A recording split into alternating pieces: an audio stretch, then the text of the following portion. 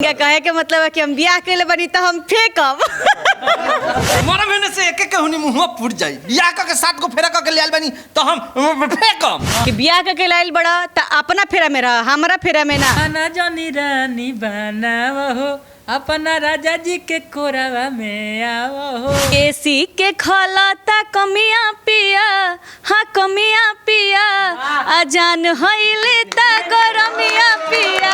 पटना में इवेंट कर रहे हैं गरमिया पिया, इसके लिए क्या कहेंगे? इसके लिए मैं यही बोलना चाहूँगी कि जैसे आप लोग वो सॉन्ग को प्यार आशीर्वाद दिए और ये भी सॉन्ग को प्यार आशीर्वाद दीजिए। बहुत ही प्यारा गाना है, बुलेट जी ने गाया है, शिल्पी जी पंच लाइन की हैं और हम और नूनू जी साथ में काम किए हैं, फीचरिंग किए और बहुत अच्छा गाना शूट है, बहुत अच्छे लेवल पे भी शूट हुआ है इस गाने। ये गाने का कॉम्बिनेशन बहुत तगड़ा प्रोड्यूसर साहब के द्वारा बनाया गया है, फौजी म्यूजिक के प्रोड्यूसर साहब है उनके द्वारा, क्योंकि बुलेट आजा साथ में काम नहीं कर रहे हैं। मनी मिराज के टीम से लड़के जो नूनू है जो खूब कॉमेडियन है उनको उठाया गया है। ये कॉम्बिनेशन नहीं, क्योंकि बुलेट जी मतलब फ्री नहीं थे, वो भी अपना काम कर रहे थे, उनका भी शूट चल रहा था और जब वो फ्री थे तो मैं उस टाइम दोहा में थी, मैं उस टाइम फ्री नहीं थी तो मैं जैसे आई तो गाना भी गर्मी का सीज़न है और इस टाइम में जल्दी जितना जल्द रिलीज़ करना बहुत ज़रूरी था जल्दी ये गाना, तो इसलिए जब वो फ्री नहीं थी इसलिए नूनू जी काम किए और नूनू जी बहुत बेहतरीन काम किए इसमें।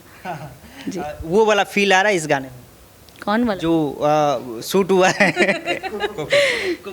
हाँ वो बहुत मूड होता है ना कि उसी मूड का ये गाना है और बहुत अच्छा लगा ये गाना शूट करके और बहुत मज़े से हम लोग शूट किए। बहुत सारा अभी तो रील का क्रेज चल रहा है तो आप लोग रील्स बनाइए और मुझे मेंशन करिए, बुलेट जी को करिए, फौजी म्यूजिक टोन को करिए, नूनू जी को करिए, शिल्पी जी को करिए, जितने भी कलाकार इसमें काम किए सबको करिए और बहुत ही प्यारा गाना है, आप लोग के मूड के हिसाब से गाना है और बहुत अच्छा गाना है। इधर फौजी म्यूजिक के सर बैठे हैं प्रोड्यूसर साहब। सर ये कॉम्बिनेशन कैसा लगा? आप इतना अरेंजमेंट करके मनी मिराज की टीम से लड़के उठा कर लाए, बुलेट राजा जो हमेशा एक्टिंग करते हैं गायकी करते हैं, आज इनको हटा दिया। देखिए मैंने कुछ हटाया नहीं है, एक्चुअली मैंने जो गाना बनाया ना तो बुलेट राजा जी गाना गाए हुए थे, शिल्पी जी से पंच लाइन लिया और ये प्रतीक हमारे राइटर बैठे हुए हैं, तो काफ़ी दिन पहले ये गाना बैठा और उसके बाद में सोना से बात हुआ, एक दिन बात हुई, ये देखिए आ गए नूनू बाबू, आ जा इधर आ जा इधर आ जा आ जा ठीक है बैठो बैठो।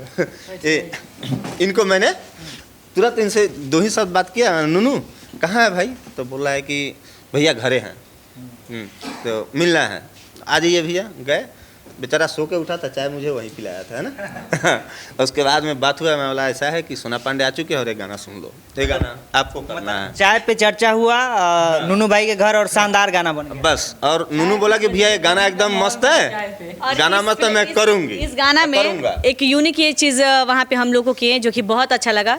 स्टार्टिंग में कुछ वर्ड बोले हैं, ठीक है, होता है ना कि अपना जलवा उसमें दिखाए हैं कि भाई हाँ इनका कहे के मतलब है कि हम बियाह के लिए बनी तो हम फेंकब कैसा था?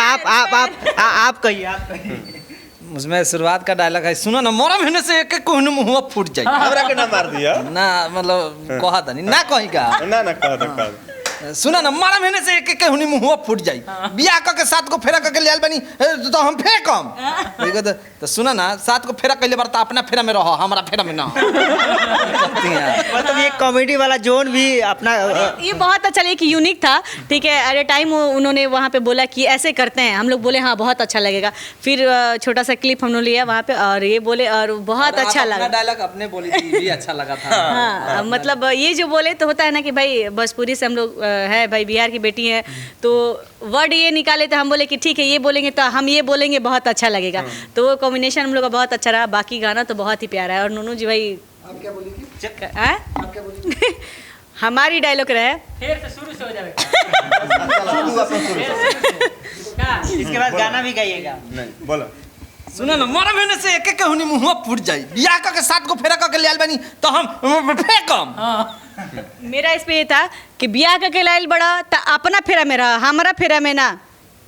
कथी चलिए बुलेट जी जाते जाते हम लास्ट लीक करेंगे, एक गाना सुना दीजिए, यही वाला गाना आप सुनाइए और आप भी काफ़ी सुरीली गाती हैं तो लड़की वाला शिल्पी राज जो गाई है वो आप गाएंगे। चलिए बुलेट जी हम गा दें, पंच लाइन है, अरे केसी के खोलता कमिया पिया जान होइले ता गरमिया पिया। पंच हम गाएंगे, आप स्टार्टिंग में अरे बोरा तू बहाना जानी रहा अपना कि तू बहाना जानी रानी बनावो अपना राजा जी के कोरावा में आओ हो।